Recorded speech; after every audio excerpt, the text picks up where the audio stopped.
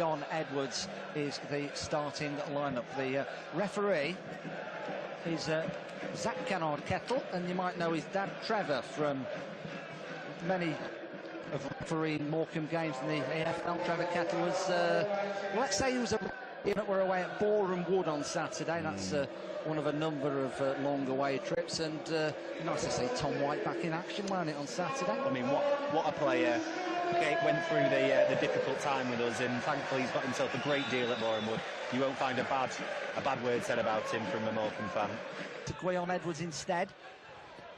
Gwion gets a looping ball in behind Ben Tollett, though. He's going to do well to keep this in. Go on, but he's not fouled his man there, and Forest Green Rovers wanted a free kick that wasn't forthcoming, and Jake Kane goes for the bottom corner, and that's the first real sight of goal, and it was well saved down to his right-hand side by Luke McNicholas. Ball not dead, edge of the area, and Forest Green Rovers can clear it.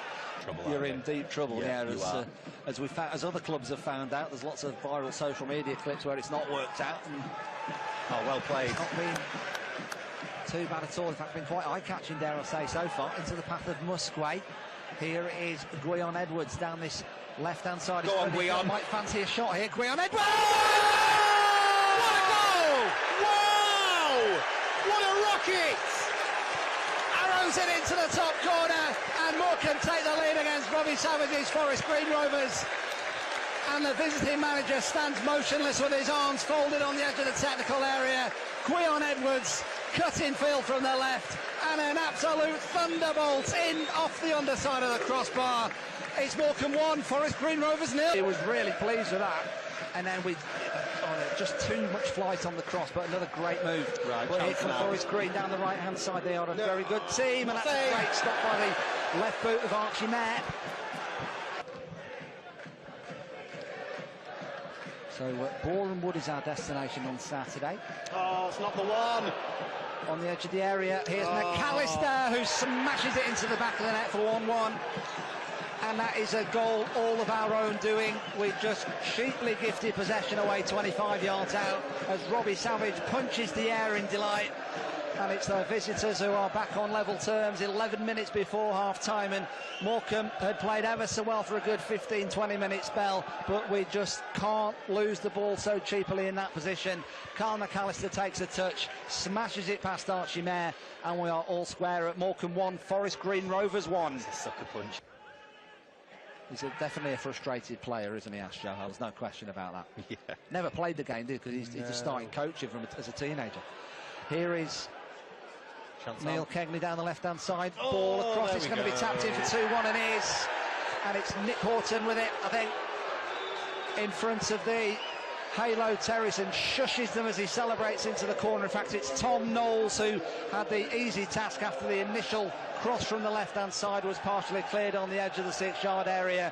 And it's all unravelled for Morecambe, who were so good for so long in this first half, but that's what good teams do. They pick you off, they bide their time. That was a good move down the left-hand side. Knowles couldn't miss, really. And 2 minutes before half-time, it's Morecambe 1, Forest Green Rovers 2. Crossbar. Morecambe were playing with a real swagger.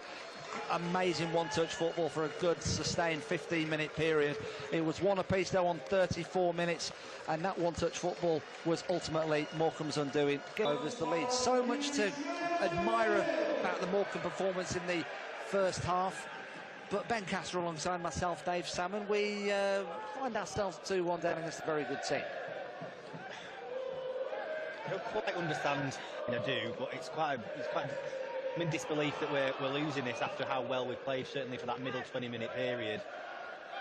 Interlinking play of a young and inexperienced side as such, with a brand new manager. To play the way that we did was absolutely fantastic. Notwithstanding that, Forest Green could have probably scored 3 or 4. Yeah, we had a couple of let-offs as well, didn't we? Cross comes in from the left-hand side. That's an unbelievable save low down to his right-hand side, but Forest Green Rovers in the first 60 seconds after the restart have made it 3-1. The initial header by Mitchell from the left wing cross was really well saved low down by Archie Mayer, but the follow-up is smashed into the back of the net for the worst possible start to the second half, and a mountain to climb now for the Shrimps. Morecambe 1, Forest Green Rovers 3. Well, we said it could have been 3 or 4. Well, there's a third. I feel like we fell asleep for the second.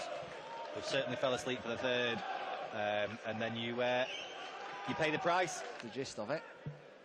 Stop the possession. Free kick lifted in towards the back post. It's easy for Archie Mayer in the end. You would think. Wonder if this might be a right footer up and over the wall. It is, and just over the crossbar via the fingertips of Archie Mayer for a corner.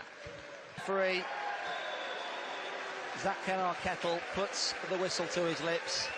It's ended. Morecambe 1, Forest Green Rovers 3 here this Tuesday night in the National League. I have to say, Forest Green Rovers are good value for the win. Robbie Savage has got a very good team going there in Gloucestershire.